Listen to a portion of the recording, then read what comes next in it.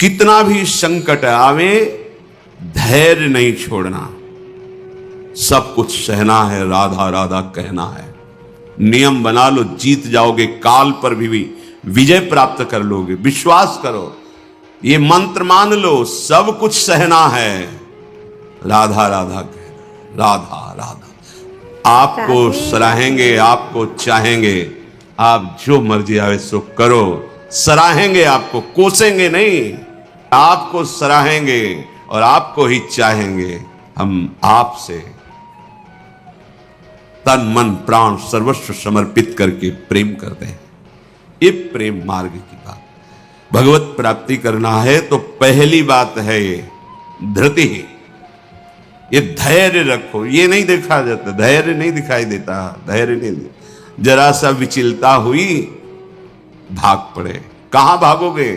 जिधर भाग के जा रहे उधर तो विचलता का समुद्र है।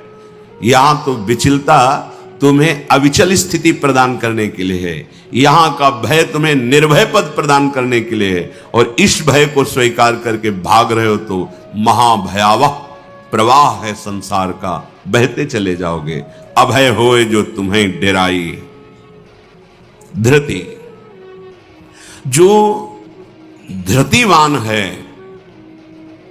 लौकिक पारलौकिक सारी संपत्तियां उसके चरणों में झुकने लगती हैं। देख लो, शब्द पर ध्यान दो। जो धृतिवान है, धैर्यवान है, हर कष्ट सहता है, तो आगे जो मार्ग है बोले लौकिक और पारलौकिक सारी संपत्तियां उसके चरण चूमती हैं, क्योंकि वो धैर्यवान है।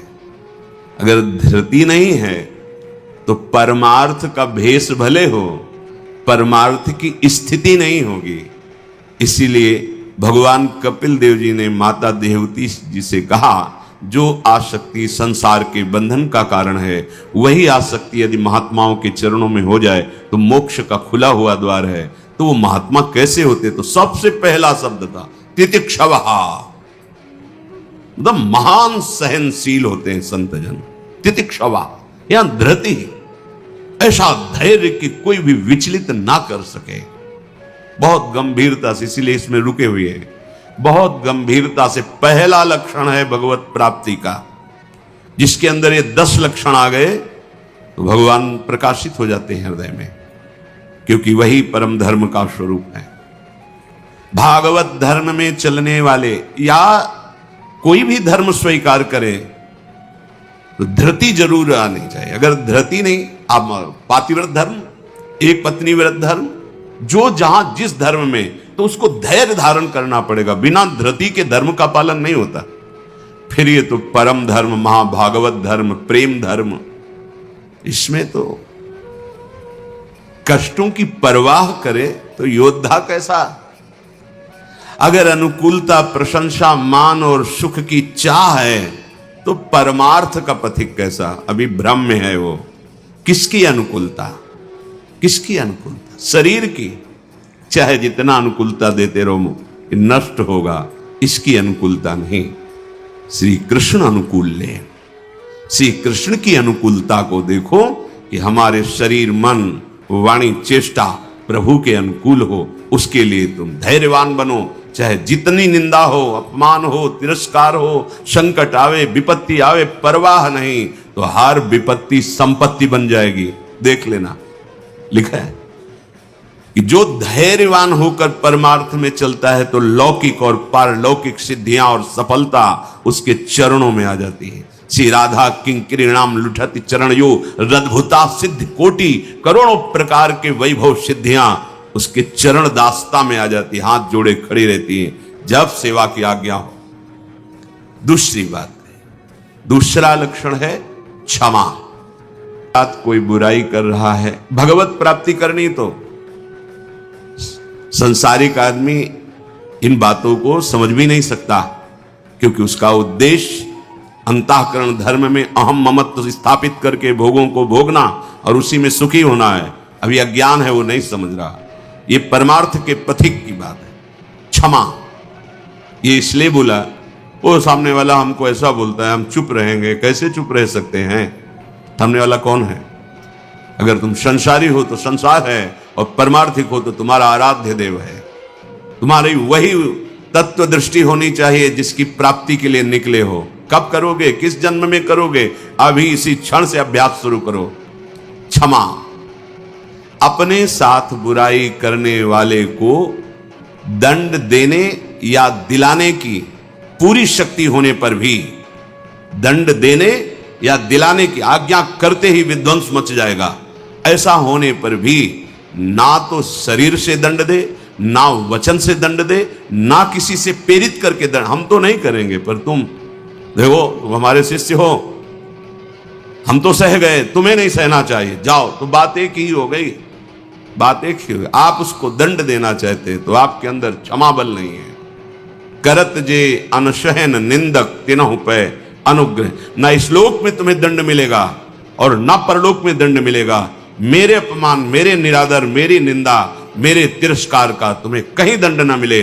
तुम्हारी बुद्धि शुद्ध हो, स्वस्थ रहो और भगवान प्रसन्न हो। ये है परमार्थ के पथिक का हृदय। विचार करो, जो अनशहन करके निंदा कर रहा है, अपमान कर रहा है, तिरस्कार कर रहा है, उसके लिए ठाकुर हरिदास जी के कोड़े पे कोड़े वो बरसा रहे निर्दयी और कह रहे हरि बोल कहता है। तब ऐसी पीड़ा में भी मुस्कुरा के कहते हैं भगवान बड़े कृपालु हैं, तुम्हारा मंगल करेंगे, क्योंकि तुमने भी कहा हरि बोल। तो ये 2 अक्षर हरि नाम तुम्हारी जिह्वा पे आया। अब मुझे विश्वास हो गया कि भगवान तुम्हारा मंगल कर दे। ये है महाभागवत की स्थिति। कितना भी अपमान, कितना भी क्लेश या निंदा करे, उसके लिए ना मन से अमंगल भाव हो, ना वचन से हो। देखो, पूरी शक्ति है, पर ऐसे ऐसे महापुरुष हैं कि अगर वो संकल्प कर ले तो क्या ना हो जाए। इतना उनके पास भजन बल है, तप बल है। साधारण आदमी उनका अपमान करके पीट के चला जाए, वो बताते भी नहीं कि किसने पीटा है, कभी नहीं। वो कभी लौट कर भी नहीं देखते किसने ऐसा क्यों किया है। क्यों? क्योंकि अगाध बोध संपन्न महात्मा जैसे अपने हाथ से, अपनी दांत से अपनी जिह्वा, अपने द्वारा कोई चेष्टा जो अपने को पीड़ा पहुंचा दे, किसको दंड देंगे? ऐसे आत्मस्वरूप सर्वत्र अनुभव करते हैं। इसलिए राग द्वेष रहित महात्मा के हृदय में ये आता ही नहीं है कि इसको दंड दिया जाए।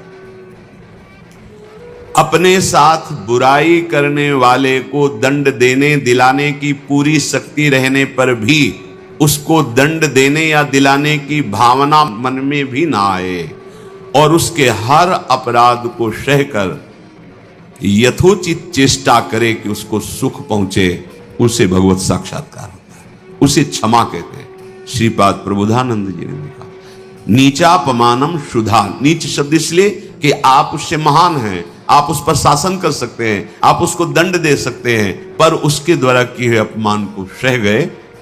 कैसे? अमृत मान करके। अमृत, नीचा अपमान। जब कोई गाली दे, निंदा करे, अपमान करे, तब ये बात आवे भगवान इसका मंगल करे। ये भक्त हृदय होता है। अनुकूलता में तो सबको आशीर्वाद देने के लिए तैयार हो जाएगा। प्रतिकूल परिस्थिति में भगवत भाव युक्त हृदय होकर कोई अमंगल सोच भी उसके लिए न करना, ये होता है। देखो, सर पे प्रहार किया नित्यानंद महाप्रभु के, जो जगाई मधाई के चरित्र में आता। महाप्रभु जब चैतन्य देव ये देखा तो सहन नहीं कर पाए, कैसे महाभागवत के प्रति ऐसा अपराध, क्रोधावेश लोग चरण पकड़ लिए नित्यानंद महाप्रभु ने कि चैतन्य महाप्रभु का, प्रभु ये आपकी विशेष कृपा के पात्र है। नाथ, आपका अवतार दंड देने के लिए नहीं हुआ, आप कृपा कीजिए। ये आप कह दो कि वो तो अवतारी पुरुष हैं, तो हम किनके बच्चे हैं? हम किस मार्ग में चल रहे हैं? हम उन्हीं के तो बच्चे हैं, उन्हीं की तो अंश हैं, उन्हीं की तो शरण में है। वही नाम जो बोल रहे हैं वही तो हमें दे रहे हैं, कोई दूसरा नाम थोड़ी दे रहे। वही कृष्ण नाम दे रहे हैं, वही राधा नाम दे रहे हैं, जिसमें ऐसी अपार सामर्थ्य है। वो तो स्वयं प्रभु हैं, पर हम कौन हैं? उन्हीं प्रभु के तो अंश हैं, उन्हीं प्रभु के बच्चे हैं, उन्हीं के चरण शरण में हैं। उन्हीं के वचनों के अनुसार चले तो वैसी ही कृपा का अनुभव होने लगेगा। क्षमा, पहला धृति, दूसरा क्षमा, तीसरा है दम। दम कहते हैं इंद्रियों को विषयों से हटाकर प्रभु में लगाना। ये भगवत प्राप्ति के लक्षण वाले महापुरुष का जो भाव है, दमन करना। हमारी इंद्रियां बहिर्मुख होकर भोग भोगना चाहती हैं, इनका स्वभाव बन गया है। दुर्वासना मम सदा परिकर्षयन्ति, कि इंद्रियों को अधीन कर लिए। इंद्रियां इतनी प्रबल हो रही कि मंथन करने वाली, प्रमथन स्वभाव वाली मन को अधीन कर लिया है। मन इतना प्रमथन स्वभाव वाला बुद्धि को अधीन कर लिया। अब बुद्धि विषय में सुख मान करके सब छूट दिए हैं, तो इंद्रियां मन विषयों में विचरण कर रहे हैं। जो भगवत प्राप्ति करने की लालसा वाला उपासक है, वो दम रूपी सद्गुण से युक्त होता है। दम अर्थात दमन करना, इंद्रियों का दमन करना थोड़ा कठिन है। कामः संजायते क्रोधा, क्रोधा स्मृति विभ्रमा। जब हमारी कामना बन जाती है कि ये मैं भोग भोगूं और उसमें बाधा पड़ती तो क्रोध आ जाता है। बस ये कामना संकल्प न बनने पावे तो बहुत जल्दी निवृत्त हो जाएंगे। संकल्प बनने का समय हम देते हैं। जब कोई भी इंद्रिय का विषय आकर्षित होता है तो मन उसको विस्तार से सुख का, भोगा हुआ सुख या सुना हुआ या दृश्य में आया हुआ भोगने की लालसा, और आप अपने भगवत विस्मरण कर दिए और उसमें तन्मय हुए, संकल्प बना, गड़बड़ हो गया। अब परमार्थ से भ्रष्ट कर देगा, आज नहीं तो कल। क्रिया बने ना बने भ्रष्ट कर देगा। संकल्प ही न बनने पाए। संकल्प बनने की छूट कब देते हैं? जिस समय हम ये भूल जाते हैं कि हमारा लक्ष्य भगवत प्राप्ति है। हम भोगों में सुख बुद्धि करके भगवान से विमुख वृत्ति के द्वारा संकल्प बना लेते हैं धैर्य से। जब हमको ये पता है कि इन भोगों में सुख नहीं, सुख तो सुख सिंधु प्रभु के नाम रूप में है, तो संकल्प कैसे बन गया? भगवत विमुखता के कारण संकल्प। वो क्षण भगवत विमुख हुआ, वो समय भगवत विमुख में जा रहा है, इसलिए आपका संकल्प बन रहा है। अगर नाम जप कर रहे हैं आप और आपका लक्ष्य है कि मुझे प्रभु के चरणारविंद की प्राप्ति करनी है, तो आप इंद्रियों का दमन स्वाभाविक कर लेंगे। बहुत सरलता सहजता से इंद्रियों का दमन हो जाता है। हमारी स्वीकृति ठीक नहीं है, इसलिए जैसे एकांतिक में चर्चा हुई थी, आप वैष्णव हैं, आप भगवत दासत्व के चिन्हों से युक्त हैं, आप भगवत प्राप्ति का मार्ग स्वीकार किए, चाहे गृहस्थ हो चाहे विरक्त। अब आपके सामने मांस परोसा जाए, आप खाएंगे? बिल्कुल ना, अंदर से ना बाहर से चेष्टा ही नहीं होगी। क्यों? क्योंकि आपकी स्वीकृति नहीं है। ठीक है, मदिरा ना अंदर से ना बाहर से स्फुरण ही नहीं होगा उसको पाने का। क्यों? आपके अंदर स्वीकृति ही नहीं। लेकिन बेविचार, मैथुन, गंदी बात, क्या आपकी ऐसी स्वीकृति है जैसे मदिरा और मांस के प्रति है तो उसी पंक्ति में, पर आपने इसके लिए स्वीकृति छोड़ दी, आपने इसकी गुंजाइश रख ली। अब आप गिर जाएंगे, आपकी इंद्रियां आपको गिरा देंगी। दूसरे की जरूरत नहीं, आपका मन ही आपको परेशान कर देगा, भ्रष्ट कर देगा। क्या आपकी ऐसी स्वीकृति है? और है तो आप बोलो, आपके सामने मांस परोसा जाए, मदिरा रखी जाए, तो क्या अंदर से स्फुरण होगा? स्फुरण ही नहीं होगा। आप देख लो ना, स्फुरण ही नहीं होगा और आपकी भौं चढ़ जाएगी। आपको पता नहीं आपकी क्या, या तो उठ के चल देंगे, बिल्कुल संभाषण भी नहीं करेंगे। ऐसा ही जो शास्त्र विरुद्ध आचरण है, सबके प्रति क्यों नहीं हो रहा? जो हमारे शास्त्रों में भगवत प्राप्ति के विरुद्ध आचरण बताए गए, आप उनको एक लाइन में ही बताया गया है। आप उन शब्दों में दो को तो मान लिए त्याज्य, स्वीकृति ही नहीं उनके प्रति कि हम वैष्णव हैं, भगवत दास हैं। तो फिर व्यभिचार, मैथुन, ये गंदी चेष्टाएं, इसको उस पंक्ति में क्यों आप स्वीकृति में रख लिए? आपने स्वीकृति की है, और यदि आपकी स्वीकृति वैसे है तो आप बोलो, कैसे हो सकता है? वो दो बातें जो बोली, कैसे आप स्वीकार नहीं कर सकते? प्रार्थना करने पर, एकांत में मिलने पर भी आप उन वस्तुओं का सेवन नहीं करेंगे, क्योंकि आपकी स्वीकृति नहीं। ऐसे ही स्वीकृति आपकी भगवत प्राप्ति की है तो उसमें बाधक है, फिर आप उस बाधक क्रिया को, बाधक चेष्टा को एकांत में क्यों करते हैं? अपना नाश क्यों करते हैं? ये इंद्रियां और मन मिलकर आपको स्वरूप विस्मृति के गर्त में डालती जा रही। जितना भोगों में सुख का अनुभव करोगे उतने ही आत्मस्वरूप की विस्मृति के गर्त में चले जाओगे। भगवत विस्मृति। कामा संजायते क्रोधा, क्रोधा स्मृति विभ्रमा, स्मृति भ्रंशात बुद्धिनाशो, बुद्धिनाशात प्रणश्यति। भगवत प्राप्ति के लिए दमन करना सीखे इंद्रियों का। श्री हरिवंश नाम बल लहो, अपने मन भाई सब कहो, रहो शरण हरिवंश की। भगवत शरणागति और नाम जब दमन कर सकते हो इंद्रियों का, संकल्प बन जाएगा तो फिर बहुत मुश्किल पड़ेगा, क्योंकि क्रोध प्रकट हो जाएगा। जिस इंद्रिय के संयोग सुख में आप तन्मय हो रहे हो, उस इंद्रिय सुख में बाधा पड़ेगी तो आपके अंदर राक्षसी भाव जागृत हो जाएगा। आप कुछ भी कर सकते हो, उस समय मन आपको अपने अधीन किए, आप राक्षसी बुद्धि से युक्त हो जाओगे। बहुत सावधान। दम। पहले ही हमारा निश्चय है भगवत प्राप्ति, हम प्रभु से मिलने के लिए चले, तो जो प्रभु के भाव में डूबे हुए महापुरुष जनों ने निषेध किया, ये नहीं, उसको बिल्कुल वैसे ही देखो जैसे और निषेध पदार्थ हैं। दम शब्द से है इंद्रियों का निग्रह, पर इंद्रियों का निग्रह होता है मन के द्वारा, और मन इंद्री दोनों मिल मना खष्टान इंद्रियाणि प्रकृति स्थान कर सेती, तो बची बुद्धि। अब बुद्धि शुद्ध हो तो मन पर अंकुश लगावे, लगाम खींचे, तो इंद्रिय रूपी घोड़े सहज मार्ग में आ जाएं। सहज मार्ग है भगवत मार्ग, विषम मार्ग है संसार मार्ग। बहुत सावधान। और बुद्धि तभी शुद्ध रहेगी जब हर क्षण प्रभु का स्मरण करेगी।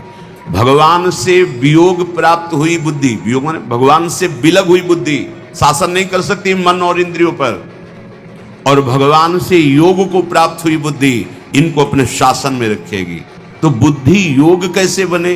तो तेसाम सतत युक्तानाम भजताम प्रीति पूर्वकम, तो ददामि बुद्धि योगम तम येन माम उपयान्ति ते। श्री भगवान के वचन। अगर तुम सतत भजन कर रहे हो तो बुद्धि भगवान से युक्त हो जाएगी, भगवान में तन्मय हो जाएगी, इतनी सामर्थ्यशाली हो जाएगी, जहां चाहेगी वहीं रथ को खड़ा कर देगी। लगाम है मन, घोड़े हैं इंद्रिय, शरीर है रथ, बैठा है जीवात्मा और हाँक रहा है सारथी बुद्धि। ईश भजन सारथी सुजाना, अपने आराध्य देव का सतत भजन मानो सुजान सारथी मिल गया है। अब मन रूपी लगाम को शासन में, तो घोड़े अपने आप सही मार्ग में। इंद्रियों का दमन अर्थात मन का निग्रह, अर्थात बुद्धि का परमात्मा में निरंतर जुड़े रहना। निश्चय में भजन होना चाहिए, बुद्धि कार्य निश्चय, भजन न छूटे। जीत गए आप तीसरे गुण दम को प्राप्त हो गए। चौथा अस्तेय, चोरी का स्वभाव ना होना। मन से, वाणी से, शरीर से किसी भी प्रकार की चोरी न करना।